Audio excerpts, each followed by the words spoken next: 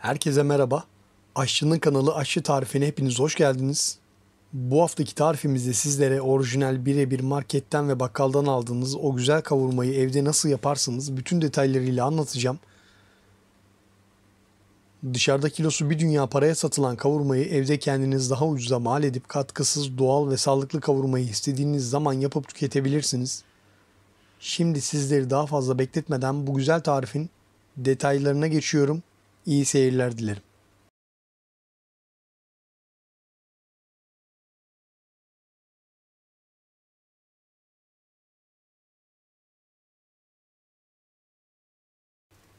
Benim burada ortalama 1,5 kilo etim var.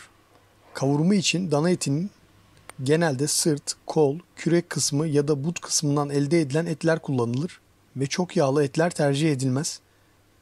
Gördüğünüz gibi etleri kuşbaşından daha küçük olacak şekilde doğradım. Etleri burada büyük doğrarsanız pişmesi uzun sürecektir. O yüzden olabildiğince küçük doğramaya çalışın. Bu benim doğradığım boyut tam olarak aslında ideal bir kavurma yapmak için yeterli büyüklüktedir. Bu şekilde doğramaya özen gösterebilirsiniz.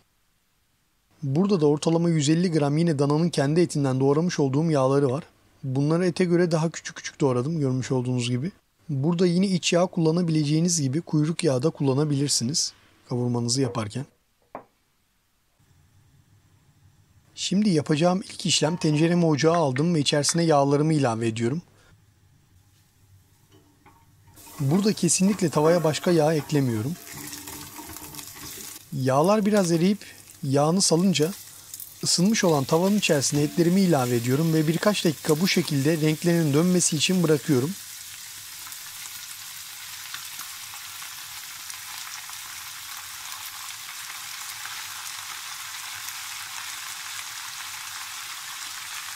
Daha sonra karıştırarak etlerin her yerinin ısıyla temas etmesini ve renginin kırmızıdan kahverengiye dönmesini bekliyorum.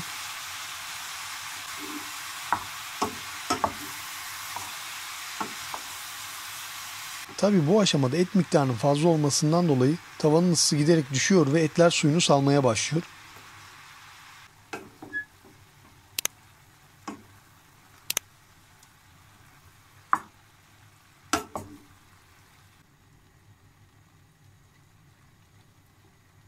Etlerimiz suyunu salmaya başladı görmüş olduğunuz gibi. Şimdi kapağını kapatıp ocağın altını en kısa alıp pişmeye bırakıyorum. Bu aşamada etleri ara ara kontrol ederek karıştırıyoruz ve su durumunu kontrol ediyoruz.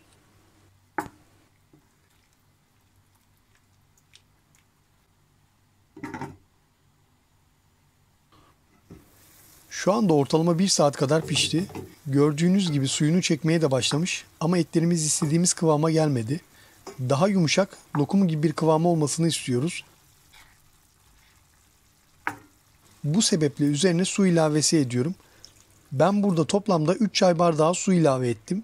Siz kendi etinizin durumunu kontrol ederek pişirin. Çok suyunu salarsa su ilavesi yapmanıza gerek kalmaz.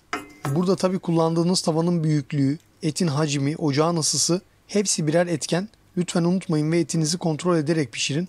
Tam olarak yumuşayıp dağılma kıvamına gelene kadar pişirmek gerekiyor. Şu anda ortalama 1,5 saat oldu. Bu aşamada içine 2 çay kaşığı tuz ilavesi yaptım.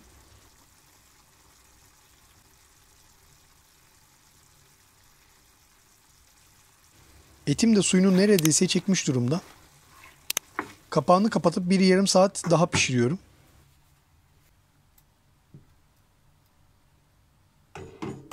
En son ortalama 2 yemek kaşığı kadar tereyağı attım. Bu lezzetini daha arttırmak için yaptığım bir püf noktası. Siz ilave edip etmeme konusunda tamamen özgürsünüz. Ocağımın altını da kapattım. Toplamda 2 saat süreyle pişti bu arada benim etlerim. Etlerimin tamamen soğuması için bekletip dinlendiriyorum. Şimdi geldik tamamen soğumuş etlerimizi sarmaya ve rulo haline getirmeye.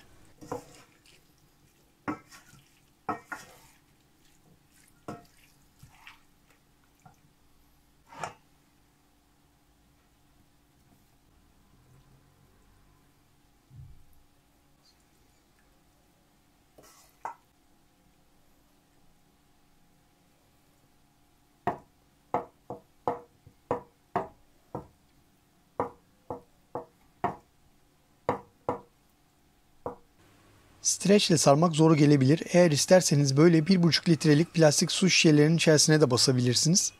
Ben streç kullanmayı tercih ettim. Kenarlardan sıkıştırıp sarmaya başlıyorum. İlk yuvarlamak biraz zor olabilir. Zorlanabilirsiniz.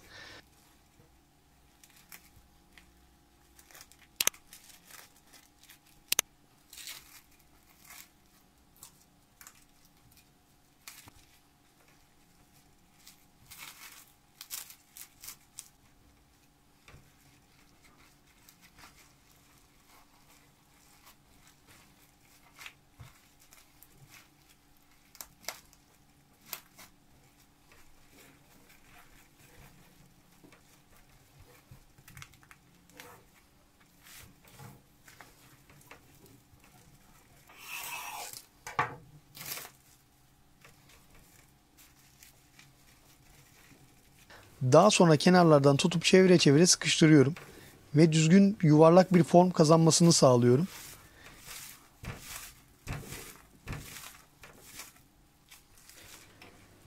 Şimdi bunu dolaba kaldırıp ortalama bir gün dinlenmeye bırakıyorum. Bir gün dinlendirirseniz daha güzel bir forma sahip olacaktır.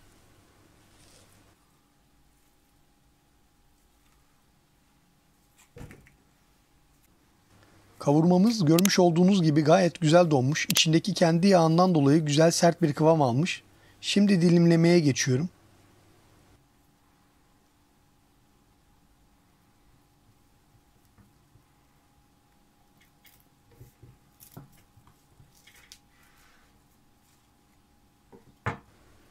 İç yapısını göstereyim. Mükemmel bir kavurma olmuş. Aynı marketten ve bakkallardan aldığımız gibi dilim dilim ve güzel bir şekle sahip. Tabii tadını anlatamam bile.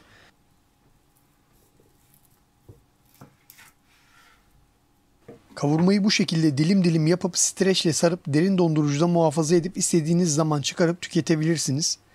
Artı 4 dolabınızda da birkaç haftaya kadar gönül rahatlığıyla saklayabilirsiniz. Ama kavurmamız doğal ve katkısız olduğu için çok uzun süre tutmamakta fayda var. Bunun yerine derin dondurucuda 6 aya kadar saklayabilirsiniz. Siz de evde sevdiklerinizle doğal, sağlıklı, kendi elinizle hazır kavurmalara taş çıkaracak bu güzel kavurmayı hazırlayıp istediğiniz zaman tüketebilirsiniz. Videomuzu lütfen beğenip yorum yapmayı ve kanalımıza abone olmayı unutmayın. Yeni haftada yeni tariflerde görüşmek dileğiyle. Sağlıklı kalın, hoşça kalın.